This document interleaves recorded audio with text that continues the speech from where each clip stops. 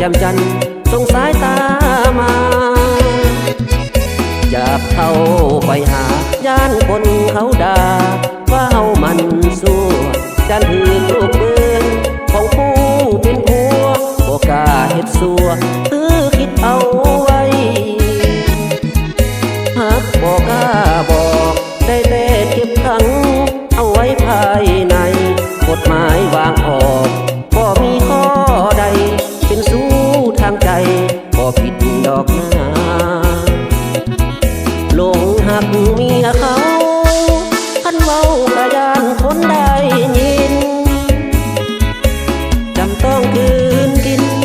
ก่อนความเหงาบาดยามคือท้อคิดไว้ในใจยามผิดกับผัวอย่าเข้าไปบอกได้แต่คิดซื่อๆนั่นดอกบ่กล้าเสี่ยงย่านปีนต้นงิ้วหากวันใดหัวเจ้าเปลี่ยนใจ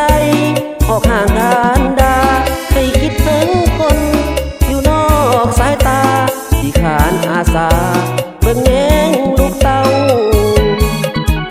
ช่วยเจ้าเฮ็ดสาน้องเป็นแม่ห่างอายก็สิเอา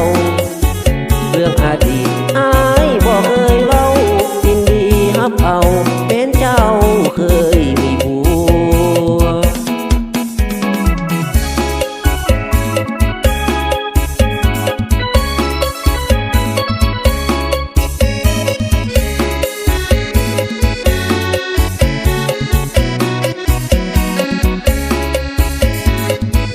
ลุงหักเมียเขาคันเว้ากะยานคนได้ยินจำต้องคืนกินก่อนความเหงาบัดยามคือท้อคิดไว้ในใจยามผิดกับผัวอย่าเข้าไปบอกได้แต่คิดซื่อๆนั่นดอก